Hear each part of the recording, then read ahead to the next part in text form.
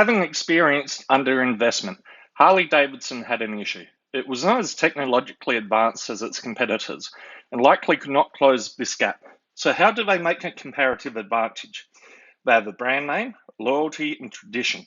So, how do they convert this into sales? Well, through authenticity and providing the rider with a genuine, authentic riding experience. The strategic decision at the corporate level have outlined Harley Davidson's mission statement. We fulfill dreams through the experience of motorcycling by providing to motorcyclists and the general public an expanding line of motorcycles and branded products and services in selected market segments. Harley Davidson's main business comes from the manufacturing and sales of custom cruiser and touring motorcycles. With a focus on leading-edge styling, innovative design, superior quality, matched with a distinct sound. But added to this, they also provide riding experiences and events, accessories to truly make the bike your own, riding and casual clothing, and service parts for your motorbike. Harley Davidson's industry position is shown by this tree diagram, from the broad automotive industry to the motorbike sector, down to the narrow market segment they operate in, which is super heavyweight motorcycles. Harley Davidson have outlined that strategic objectives for 2027 are expanding the total number of US riders to 4 million, to grow international sales so that they represent 50% of total sales, to launch 100 new high-impact motorcycles, to deliver superior return on investment, and to grow the business with minimal impact on the environment. Throughout this presentation, we will look at how strategic planning will help Harley Davidson achieve their 2027 goals.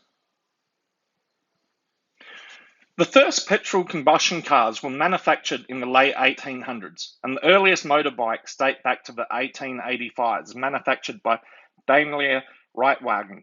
Harley Davidson was formed by 4 founders in Milwaukee in 1903, and now they operate in 2019 in the auto industry, which is a $2 trillion business worldwide.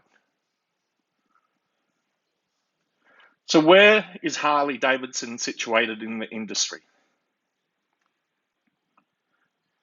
One of the great strengths that Harley Davidson has is its brand loyalty and its lifestyle that it offers. It has been in business since 1903 and has a large presence in this category. However, the weaknesses are price and a limited product range, as well as its inability to keep up with the technology of its competitors. There are opportunities for Harley Davidson to attract new generations of riders, especially in the age group 18 to 34.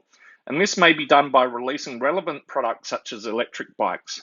The threats facing Harley Davidson are the ease for new entrants to enter the market and resources that its competitors have. BMW, Suzuki, Honda, and others do not only make bikes, but they have widespread products throughout the automotive industry, and technology can be gained from areas such as Formula One, which will lead to innovations that will leave Harley well behind. Politically, Harley will be challenged by tariffs and trade deals. In the past, it has also been affected by war, and during World War II, Harley was called upon by the US government to make motorcycles for the army. Economically, we're in a new world of uncertainty due to the COVID virus, and this will have a flow-on effect with the US dollar and the cost of raw materials. Socially, Harley needs to look at people's attitudes. Who rides? Do people feel safe riding? And what countries or areas have the greatest number of riders? Technologically, Harley has a battle with its competitors. As the industry moves forward, electric and environmentally friendly, changes will need to be made. For Harley, they are very much looking at market penetration. They are a long-time existing product in a long-term industry.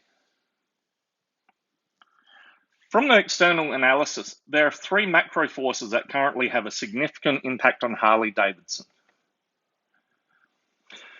The value of the US dollar will have a main effects. A strong US dollar will drive up the price for countries that import, such as Australia, and this will make bikes unaffordable for many. As well, these fluctuations on the dollar can also affect the price at which Harley can buy its raw materials.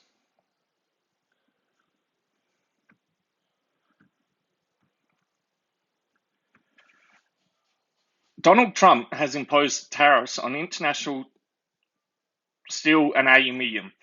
The CFO from Harley says this could cost the company between US $100 to $120 million in 2019. To offset this, Harley has a manufacturing outlet in Thailand, and this allows better access for bikes to Australians due to free trade agreements. COVID-19 is an unprecedented macro force that has impacted the entire world, and there is no rulebook for it. Some countries are hit much harder than others. Some have total confinement, whereas others are still allowed to drive and ride. The biggest fallout is their economic impact, and businesses in manufacturing will rely strongly on stimulus packages that are offered through governments to prevent bankruptcy and closures. And there will also need to be support to retain workers, such as an Australian JobKeeper allowance. To continue to emphasise what Harley Davidson stands for, is more than just a motorcycle. It's a lifestyle, a culture. The brand image is so strong that there is so much opportunity to make Harley ownership generational in family and friend environments. Harley also needs to create new ways to interact and stay in touch with past, current, and future customers. The COVID-19 virus has affected people around the world in so many ways. For some, isolation restrictions have meant they are unable to ride their motorbikes for fun at the moment, so maybe there's an opportunity to bring these people in touch where they can share pictures of their bikes or previous rides and fond memories. They also need to create new generations of riders and focus on the 18 to 34-year-old group. Simple fact of life is we all get older, and as people stop riding due to ill health or age, people need to be replacing these people.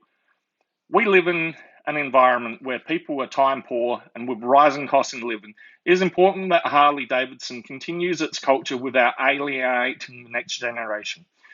With this, products they bring to market, they may need to meet the needs of the next generation of riders, such as electric bikes.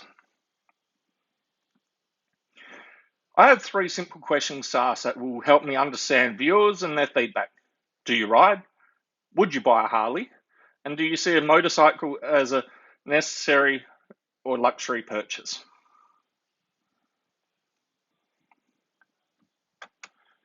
Thank you for watching this presentation. I look forward to all